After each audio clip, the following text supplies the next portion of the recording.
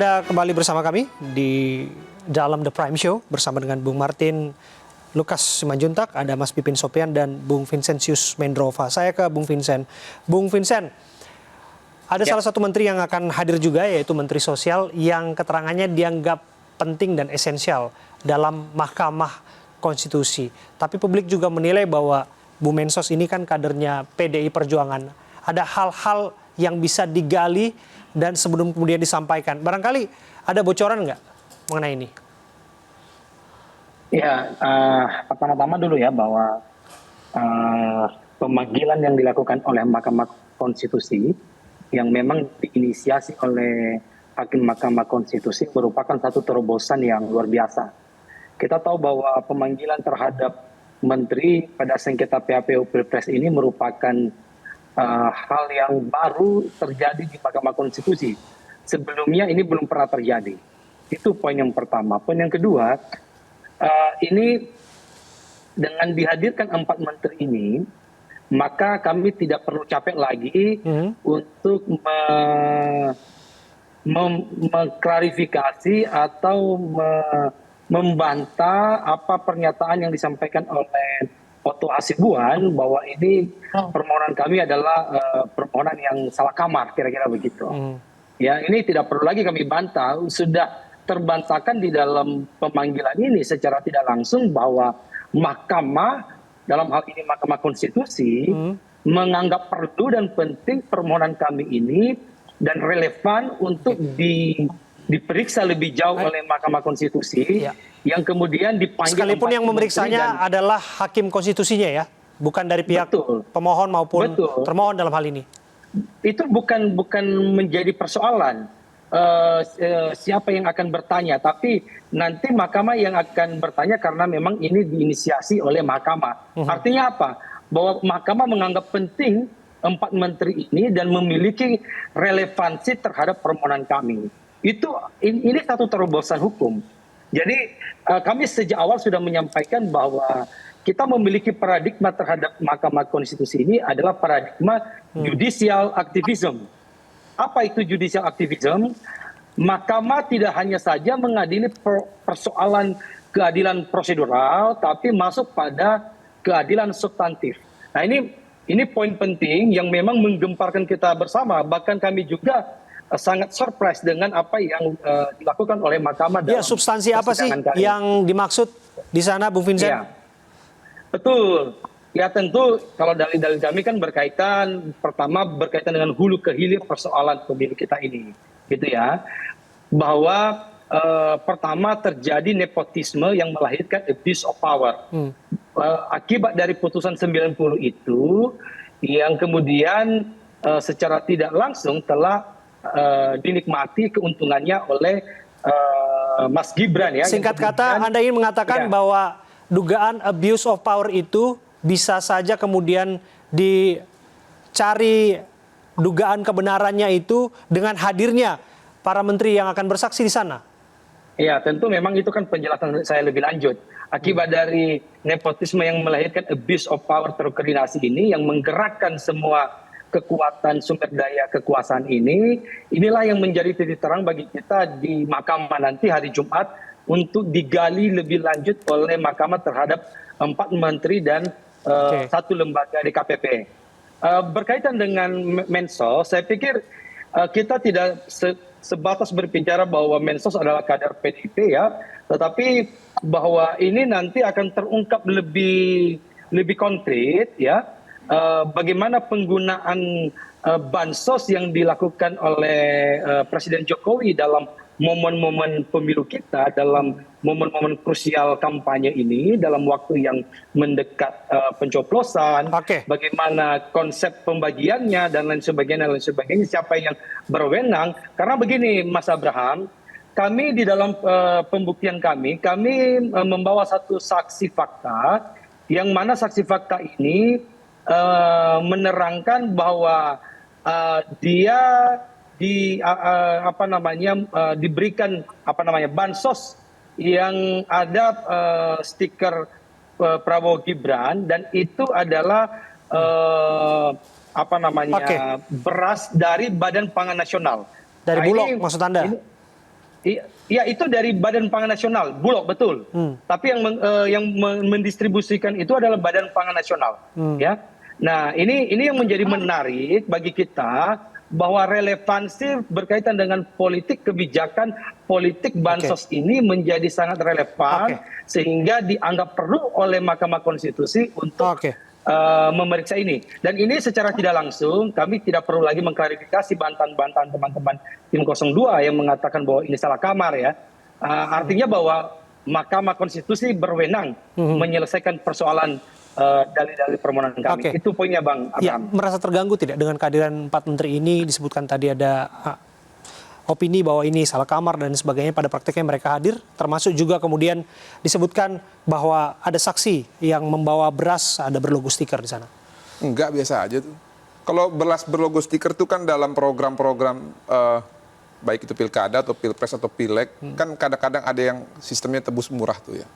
Jadi seseorang atau caleg atau pasangan calon presiden membagikan sembako tapi sistemnya tebus murah. Nah ini kan mereka nggak bisa buktikan itu apakah dibagikan cuma-cuma atau tebus murah. Kalau saksi ya nanti kita lihatlah hasil pemeriksaan Mahkamah Konstitusi. Tapi yang kemarin kami periksa ya menurut kami ya mohon maaf kurang berkualitas. Nah tadi terkait rekan Vincent Mendrova mengatakan perkataan dari Pak Otto itu keliru, itu prematur. Karena begini, nanti baca lagi putusan Mahkamah Konstitusi tahun 2019 dalam pertimbangannya jelas di situ. Mahkamah mengatakan bahwa ya yang namanya pelanggaran administratif dan proses itu ranahnya ada di Bawaslu. Nah, namun memang ada sedikit suatu hal yang memang menjadi pertanyaan. Lalu kenapa tetap diadili gitu loh? Kenapa tetap diperiksa? Karena memang argumentasi itu ada di dalil dari pemohon 01 dan pemohon 02. Jadi kalau memang itu dianggap semata-mata prosedural untuk saja, digali keterangannya, ya bukan terobosan hukum. Karena nanti kalau misalkan nggak dipanggil, mereka teriak-teriak, bilang, wah ini apa, Hakim MK, ini Anwar Usman Jilid 2. Sebentar, satu lagi. Nah terkait nepotisme, nih, saya nggak tahu rekan Vincent ini menggunakan paradigma apa mengatakan nepotisme. Di dalam Undang-Undang Republik Indonesia Nomor 28 Tahun 99 tentang penyelenggara negara, yang dimaksud dengan nepotisme adalah setiap perbuatan penyelenggara negara secara melawan hukum yang menguntungkan keluarganya. Apa yang melawan hukumnya? Itu yang namanya menguji norma itu general, siapapun bisa.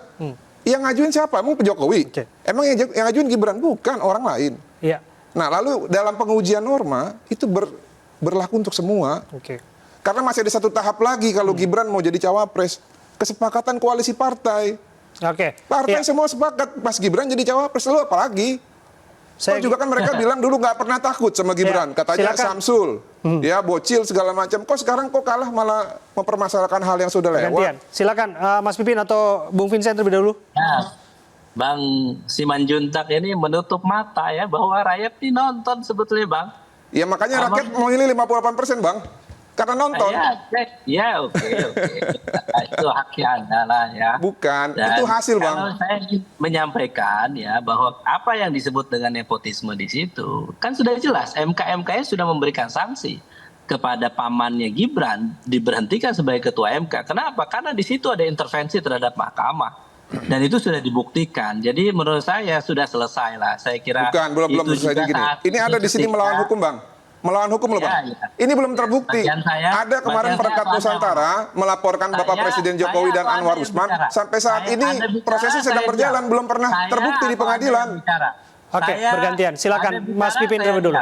Silakan. Saya dulu atau Anda yang bicara? Silakan diselesaikan Mas Pipin. Saya dikasih kesempatan ke Vincent kan. Nah, tapi yang menjawab rekan Pipin. Makanya begitu dia menyampaikan statement kan boleh saya sanggah. Boleh saja. Silakan Mas Pipin, sekarang giliran Anda. Tadi kan saya dikasih kesempatan, saya ambil kesempatan ini. Jadi kalau menurut kami, jadi sejak awal persoalan itu ada di mana sih sebetulnya? Ketika misalnya di KPP juga diundang, dipanggil oleh Mahkamah Konstitusi. Karena persoalan apa? Politisasi hukum. Jadi ada 3 persoalan yang dihadapi. Dan ini adalah sengketa proses menurut kami ya. Ketika Hakim MK sudah melihat bukan lagi melihat dari hasil tetapi proses. Ada apa persoalannya? Ada 3, 1 politisasi bansos, 2 politisasi hukum, 3 adalah politisasi aparat. Itu yang kami lihat yang ingin didalami oleh Mahkamah Konstitusi.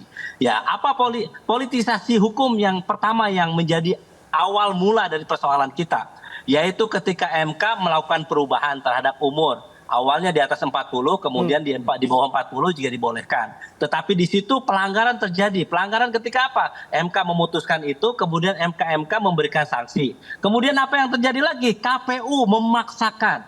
Ya. Dan saya yang menarik dari fakta persidangan adalah Ketua KPU menyampaikan bahwa mendapatkan surat izin dari Presiden Jokowi bahwa seorang wali kota Solo dibolehkan, yang merupakan juga anaknya dibolehkan untuk lanjut, diberikan izin di situ. Di situ terjadi, sebetulnya apa terjadinya? Ketika ada, dalam tanda petik saya katakan nepotisme itu terjadi, bahwa ada upaya untuk memberikan karpet merah dari KPU kepada yang namanya Gibran, yang merupakan keponakan dari Ketua MK dan merupakan anak dari Presiden Jokowi. Itu sebetulnya akal mulanya. Dan kemudian apa yang terjadi? Lanjutnya politisasi bansos dan politisasi aparat. Dan kami sangat berharap bahwa MK bisa mendalami itu semua. Bung Vincent, Anda ingin menambahkan? Ya, ini sebetulnya ya apa yang disampaikan oleh Bung Martin tadi, saya pikir itu hak Bung Martin untuk menyampaikan itu. Pada prinsipnya begini, kalau kami melihat bahwa memang kita memiliki paradigma yang berbeda dalam permohonan PHPU Pilpres ini. Kalau kita lebih pada paradigma judicial activism. Mungkin teman-teman ini lebih pada paradigma judicial restraint gitu ya. Jadi sehingga tidak ada titik temu itu. Dari permohonan kami sudah sampaikan di sana bahwa nepotisme yang melahirkan abuse of power terkoordinasi, inilah yang menjadi dalil kunci kami bahwa di dalam Undang-Undang Pemilu nomor 7 tahun 2017 itu berkaitan dengan TSM yang ada dalam Undang-Undang Pemilu kita adalah TSM yang diadopsi melalui putusan-putusan MK, yang mana pada saat itu belum mengatur berkaitan dengan nepotisme dan abuse of power. Ya. Ini tidak diatur secara spesifik di dalam Undang-Undang Pemilu kita. Oleh sebab itu kami menilai, kami punya paradigma, kami punya pemikiran bahwa setiap kasus di pemilu ini kan memiliki karakteristik masing-masing. Kita tahu bahwa kita sadar bahwa nepotisme di dalam level pemilu di Pilpres ini baru pertama terjadi di Republik ini. Bahwa ada presiden dan kemudian kontestannya adalah cawapres, adalah anaknya, ini baru pertama terjadi. Dan ini belum dijangkau oleh Undang-Undang Pemilu kita. Oleh sebab itu, itulah yang kemudian kami dalilkan bahwa ada kekosongan hukum terhadap Undang-Undang Pemilu kita, dan ini menjadi kunci masuknya MK untuk memeriksa dan memutus itu. Itu poinnya. Anda ingin menjawab poin itu? Jadi gini, nepotisme ya, korupsi, kolusi, nepotisme itu kan kewenangan absolutnya ada pada Pengadilan Tindak Pidana Korupsi ya. Nah, yang saya maksud itu begini, kita ini kan MK ini speedy trial. Ya boleh-boleh aja sih teman-teman mendalilkan semua ya, gado-gado gitu ya. Tapi kan apakah ini relevan? Apakah ini inline dengan norma hukum yang ada saat ini? Tatkala kita sudah punya Undang-Undang 7 tahun 2017 yang menjelaskan secara detail sengketa hasil, ya ini tafsir dari pasal 22E atau C itu sama 24 ya Undang-Undang Dasar kita. Sengketa hasil pemilu itu ada di MK. Betul. Sengketa proses administrasi dan tindak pidana pemilu itu ada di Bawaslu. Nah, yang jadi soal itu kan adalah sekarang hal-hal yang sudah diterima ya dalam bentuk pengakuan seperti pencalonan Mas Gibran lah. Saya nggak akan ulang lagi tadi yang saya sampaikan tadi. Ini kan sudah diakui baik oleh 01 maupun 03. Ya, dengan apa? Dengan mengambil nomor urut.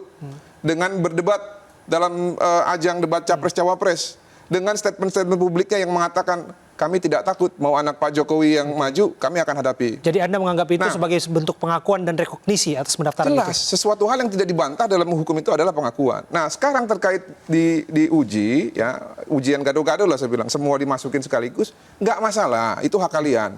Tapi apakah nanti akan dikabulkan atau tidak, ya kalau kami optimis, semuanya akan kami patahkan di dalam persidangan nanti. Bagian rekognisi atau pengakuan itu bisa saya tanyakan ke Mas Pipin? Silakan. Mas Pipin? Ya, bagi kami ya, sejak awal kami sudah mempersoalkan itu dan kami sudah menyampaikan gugatan kritik atau ke KPU dan Bawaslu, dan itu juga kuasa hukum kami sudah sampaikan sejak awal.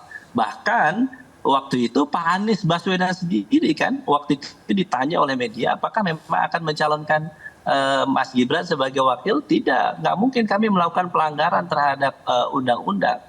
Jadi sejak awal kami sampaikan itu. Jadi dan kalaupun kami katakan bahwa kami siap, ya ketika KPU sudah menyampaikan itu kemudian bergulir, ya kita harus siap bertarung. Tetapi persoalannya setelah bertarung, kemudian ada yang menggunakan fasilitas negara, program bansos dengan triliunan rupiah yang sangat luar biasa itu. Politisasi bansos di situ, politisasi hukum di situ, politisasi aparat di situ. Maka siapa yang bisa melawan itu? Dan kalau misalnya bangga dengan angka elektoral saat ini, maka kami harus katakan kami siap menang dan siap kalah, tetapi dengan cara terhormat, tidak dengan kecurangan dan tidak dengan pelanggaran.